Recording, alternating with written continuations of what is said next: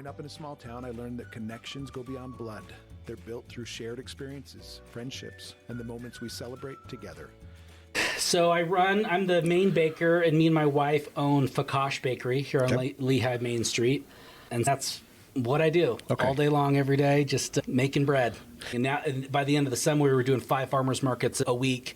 And we were just, every week would just get more and more to where it was like, okay, this is a thing. This actually could be something more than just a fun hobby. And I had to reinvent myself, and I had this kind of crazy idea to do Focaccia Bakery, and which always sounded stupid and never sounded real. But then it just came to me, like, oh, maybe we just try it. Yeah. And now here I am. I'm a Lehi resident, and I want Main Street to be cooler than it is. Yeah. And so I was like, this is the kind of thing I'd want. So I was like, I guess if no one else is going to do it, it might as well be me. We sell focaccia bread, and that's it. So again, it's not a traditional bakery in the fact that we don't have baguettes and we don't have loaves that you would get. We don't have croissants or pastries. It's just focaccia. It's like having one slice of pizza, but with less cheese and less junk, and it's all fresh and delicious. Desire in society for more authentic, kind of real homemade, foods. Real stuff. Like, I think you look at the trends, everything is becoming more part of big chains or very industrial. And while that is good in certain situations and you get good deals on stuff, I think there is a collective need for something more authentic and something more community driven and something more real. I always tell people that the ingredients to our bread are there's 5 ingredients. It's flour, water, yeast, salt, and oil, and that's it. And so people will ask, can I buy your recipes? I'll tell you my recipe. There's nothing magical about the recipe. It's the process that is actually makes our bread stand apart, and it's the time that we put into it that is hard to duplicate. It was something that I was nervous about, and it's something that I dragged her kicking and screaming into this.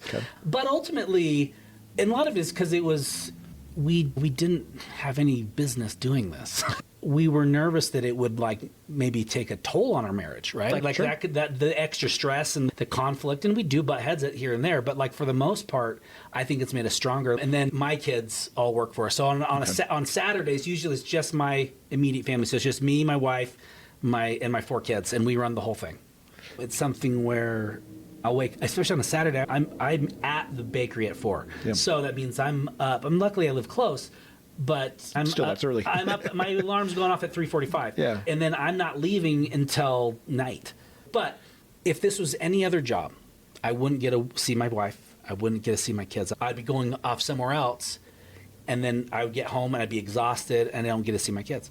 Whereas I'm working long hours, and it's grueling when I get home. I'm really tired, but I'm doing it with my wife. I'm doing it with my kids. I get to see them. I get to hang out with them. I get to see them, and I don't know. It's been really fulfilling, but we'd be there for hours, and we'd get this overwhelming positive response, and people would freak out, and we have people that are still coming all the time to our store now that live in Orem that will come up and get our bread every other week because they were doing it at the farmer's market. They love it so much. And I was scared to do it too, to really start my own thing, because do you think I want to get up at 4 a.m. and work all day until, especially in the summer, I was getting up at 4, and then I would bake all the bread, and then I would have to go pack up and go to the farmer's market, because starting any business is just a lot of work. It is.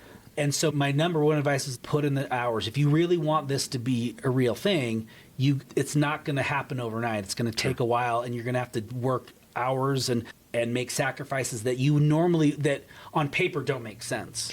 But eventually they will pay off. You're planting the seeds and you're putting that work, and you'll harvest it later. And I'm already seeing that right now, because I'm going to do this and see if I still like actually doing it. And it was a long day and it's hard to do, but I still kind of like doing this. And then, but I knew that I needed to power through it and not give up early on when it was not comfortable. I enjoy doing that one because that feels more involved. It feels like it's like a piece of art. I like how it looks, and it tastes really good. Oh yeah, it's always expanding. I've always valued creativity. It's something I did graphic design for a long time, and I still do graphic design. I did design our logo and all that kind of stuff.